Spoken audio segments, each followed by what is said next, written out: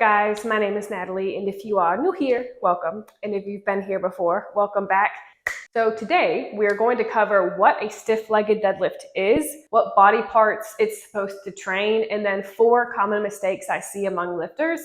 I usually always get some questions on stiff-legged deadlifts when I program them for my athletes, so I figure let's make a comprehensive video that covers what exactly stiff-legged deadlifts are and what not to do with them.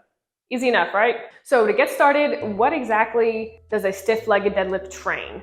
Now, a stiff-legged deadlift is a hinge movement, and it's going to train primarily your hamstrings, which is right here, and then your glutes, obviously your butt right here. What you don't want is to have a lot of lower back discomfort. That would tell me that you're probably running into a few common mistakes we're gonna cover in just a second. You really wanna just focus on feeling a stretch in your hamstrings and a very strong hinge. We aren't bending our knees as we go up and down, things like that. We want to hinge as best as we can. So I figured let's just go ahead and jump into it, look at what a stiff-legged deadlift looks like when it's done correctly. So set up for a stiff-legged deadlift, you want your feet to be about shoulder width apart.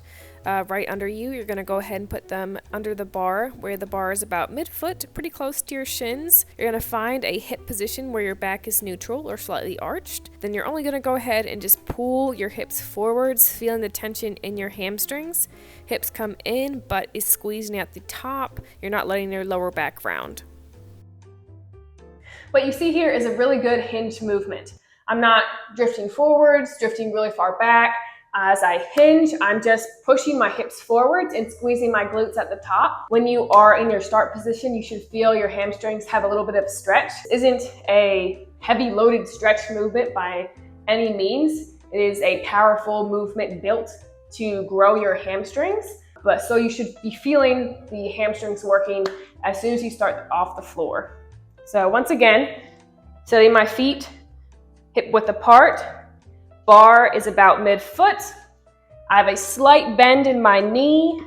And all I'm trying to do is go ahead and bring my hips forwards with that tension that I feel in my hamstrings and squeezing my glutes at the top.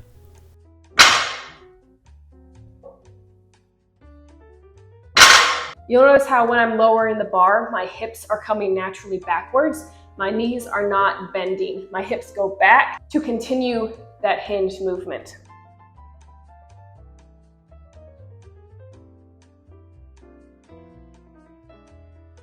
We'll talk more on this hip movement later, but moving your hips back instead of up or down is pretty much the most important part of a stiff-legged deadlift. Now, we are going to discuss 4 common mistakes I see lifters doing all the time. Usually the mistakes happen from either the knees or the hips in a stiff-legged deadlift.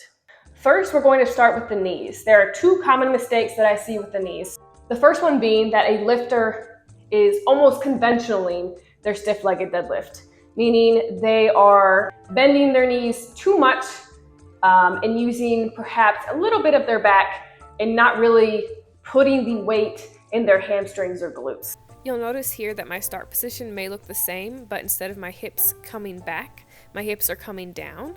So I'm using more of my back and my quads instead of really my glutes and my hamstrings. Now, by bending your knees, you're already putting more of that weight distribution in your quads. Now, that's great if you're doing a conventional deadlift, but that's not what we're doing here today. We are doing a stiff-legged deadlift, which should be focused primarily on the hamstrings and butt. If you're bending your knees too much, your quads are going to take over some of that weight, and that's really not what we want. Now, you might be saying to yourself, now hold on, what if I just straighten my legs? Then it's impossible for my quads to take over. But if you're going to straighten your legs completely, you're not going to get that power aspect of a stiff-legged deadlift. You're going to be just doing a stretch at that point and possibly putting your knees in some discomfort if they're locked out. You're not going to be able to really get the full extent of the exercise, especially safely, because you want to do it correctly and safely, and not having a slight knee bend puts a lot of pressure on your knees there. You see, this is way too straight of a knee position. It really puts your kneecaps and just your knee joints in general in a terrible position. It already puts a lot of discomfort on my knees, and I'm only doing 135 pounds. So you definitely don't want to progress with this movement with stiff locked legs. Now, the next thing I really see quite a few, and most commonly the mistake made is lifters that do not think about their hips in this movement. Now your hips in this movement should be anteriorly tilted, which means they are like that, versus posterior, which is like this. The more that you round your hips in, the more that the weight is going to go on your back and less in your hamstrings. If your pelvis is turned like that, you're good to go. The weight's not going to go to your lower back. It's going to go to your butt and your hamstrings. So here's an example of a correct pelvic tilt.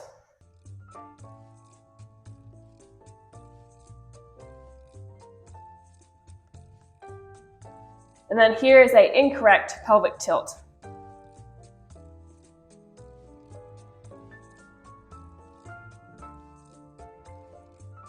Now, if you tilt your pelvis in, you're almost going to go ahead and conventional your deadlift, which is the fourth mistake that I see people do when they do stiff-legged deadlifts, is conventionaling it. Now, you'll be able to lift more weight, but your goal will not be hit. Your goal is to grow your hamstrings and your glutes. If you're doing a conventional deadlift on your stiff-legged deadlift day, you're probably going to increase fatigue. You aren't going to grow your posterior chain like you'd like to, especially if you are using stiff-legged deadlifts as a secondary movement in hypertrophy training. Because you want your hamstrings to grow, you want your glutes to grow. That will help your conventional deadlift if you are using this tool correctly in your programming. Here is an example of conventional your stiff-legged deadlift. This looks like conventional deadlifting. Here you'll see my lower back is too rounded over and my knees are too bent to really qualify this as a stiff-legged deadlift. Overall, what I want you guys to take away from this video is that the stiff-legged deadlift is a hinge movement.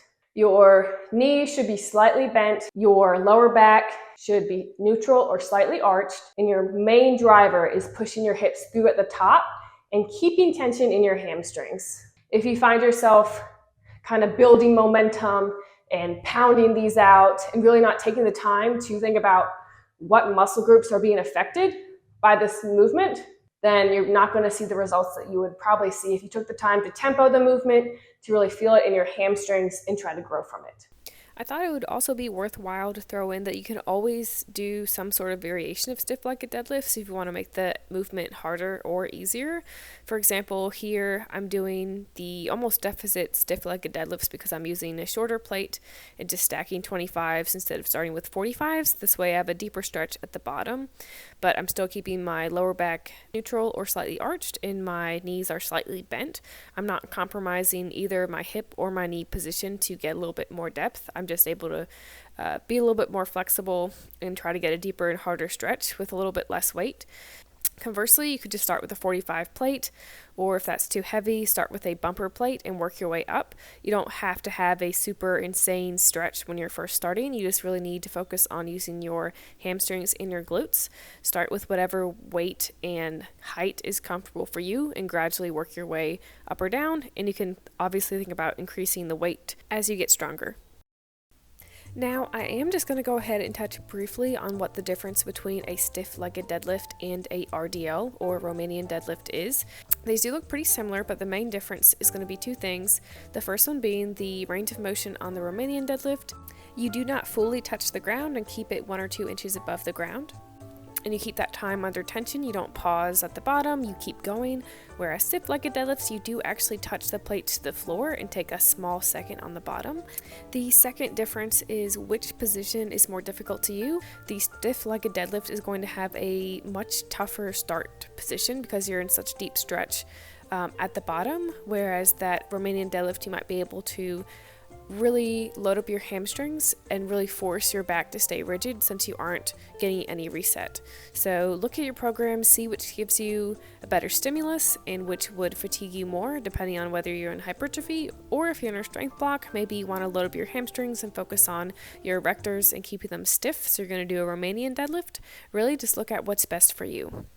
All right, guys, that's going to do it for me today. I hope you enjoyed this kind of quick tutorial on how to do stiff-legged deadlifts and kind of some mistakes to look out for. If you have any questions on this, leave them in the comments below. Thank you guys so much for continuing to watch my channel. It means so much. Don't forget to like and subscribe, and I'll see y'all later. Bye.